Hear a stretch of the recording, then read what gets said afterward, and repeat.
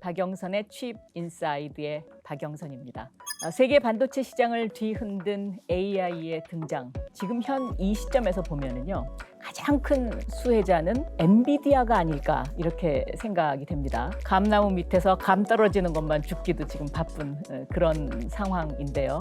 그러한 독점 구도 속에서도 용기와 희망을 잃지 않고 그 균열을 삐짓고 새싹을 키우기 위해서 새로운 생태계 구성을 추구하는 곳이 있습니다.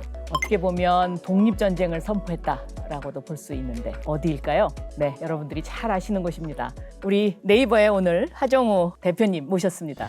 반갑습니다. 저는 네이버 클라우드에서 AI 선행 연구, 그리고 AI 안전, 그리고 글로벌 AI 생태계를 담당하고 있는 하정우라고 합니다.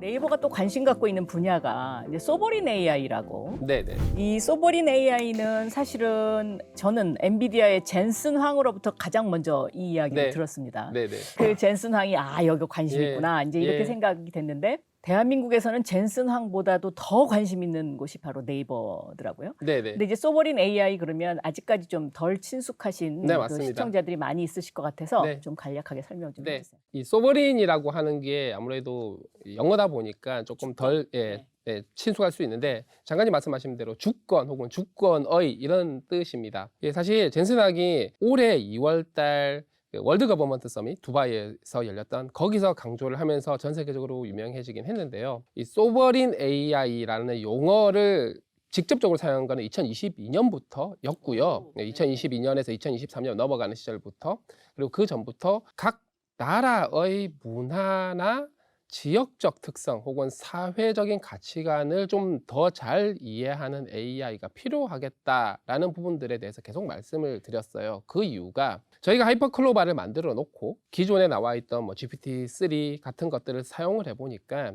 우리나라 문화나 역사나 가치관에 대한 이해도가 너무 떨어지는 거예요. 예를 들면은 당장 독도 누구 땅이냐부터 시작을 해서 바로 분쟁 지역이다 이렇게 설명을 하고요. 또 일본의 동해 문제도 물어보면 거기는 일본해가 맞는데 한국은 동해라고 얘기하고 있다 이런 식으로 답을 하는 거죠. 우리나라의 역사 환경에 대해서 전혀 이해를 못하는 형태로 답변을 하기 시작합니다. 그렇다고 한다면 우리나라들의 미래 세대들이 이 생성 AI를 써서 보고서도 쓰고 공부도 하고 컨텐츠도 만들고 할 텐데 미국 중심의 가치관을 가진 AI가 계속 만들어내는 컨텐츠에 친숙해지다 보면은 오히려 이제 우리나라 미래 세대들이 잘못된 지식이 주입될 수도 있겠다라는 생각을 하게 그럼요. 되었습니다. 네, 유럽도 지금 그걸 네. 우려하는 거 예, 아닙니까? 맞습니다. 그러니까 모든 지식이 미국 중심으로 네. 돼 있으니까 이걸 좀 유럽 중심으로 네, 바꿔보려는 네, 노력. 네. 사실 미국과 중국을 제외한 모든 나라들이 이 고민거리를 가지고 있는 거죠. 네.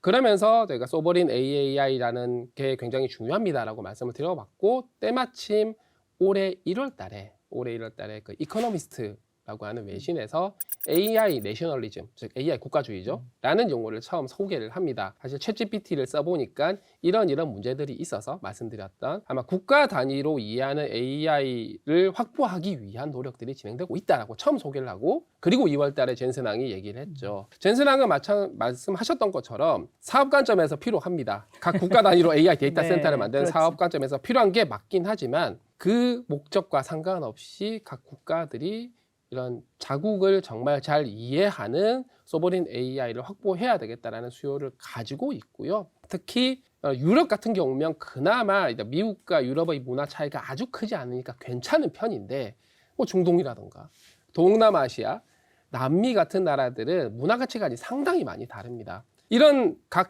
지역들의 문화라든가 사회, 종교들의 특수성을 가진 소버린 AI를 확보하는 것들이 너무 중요하고, 이건 한국도 마찬가지. 그래서 우리나라의 어떤 특수성을 제대로 이해하는 AI가 있어야 선택지로서 있는 겁니다. 실제로 미국의 AI를 쓰지 말자는 얘기냐? 그게 아니고요. 예를 들면 연구 개발이라든가 혹은 비즈니스 영역이라든가 이런 데서는 당연히 뛰어난 성능을 가진 미국의 실리콘밸리에서 만든 AI 사용을 해야죠. 그런데 교육, 공공, 국방, 의료 이런 분야에서 적용을 할 때는 그 지역 문화, 사회에서 어떤 삶과 가치관이 굉장히 중요하기 때문에 경쟁력 있는 선택지로서 소버린 AI를 확보를 하고 있어야 된다라는 뜻이고요. 그리고 이 소버린 AI를 우리 스스로의 능력으로 만들 거냐, 혹은 기술력이 부족하면 기술력이 있는 국가 혹은 그 나라의 기업들과 함께 만들 거냐의 문제가 남고, 대한민국은 다행스럽게 밸류체인 전체, 생태계 전체, 즉 반도체부터 시작해서 클라우드에 우리 자체적으로 한국을 정말 잘 이해하는 AI를 만들 수 있는 능력을 가진 회사가 여러 개입니다. 그리고 AI 무슨 연구소도 아니고 모델로 만들면 끝나는 게 아니죠. 그게 산업 전반에 확산될 수 있도록 하는 네. 경험까지 다 가지고 있는 거죠. 네, 그래서 소버린 AI를 강조를 드리고 있는 겁니다. 북미의 문화에 대한 존중도 있어야 되지만 우리나라에 대한 문화적 특성 존중도 해야 되고, 동남아시아 국가들, 중동 국가들에 대한 문화 존중도 있어야 되고, 그 문화를 지키기 위해서 생성 AI가 너무 중요하다라는 거죠. 왜 중요하냐면 사람들이 생성 AI를 통해서 계속해서 글을 쓰고 그림을 그리고 콘텐츠를 만들어낼 텐데, 이 생성 AI는 그 문화 가치관이 필터로 동작해서 콘텐츠를 만들어낸단 말이죠. 그 필터가 그 지역의 문화적, 사회적 특수성을 제대로 이해하고 있어야 그 문화 다양성이, 그 문화가 유지될 수 있다. 이런 관점에서 소버린 AI가 중요하다라는 말씀을 드리는 겁니다.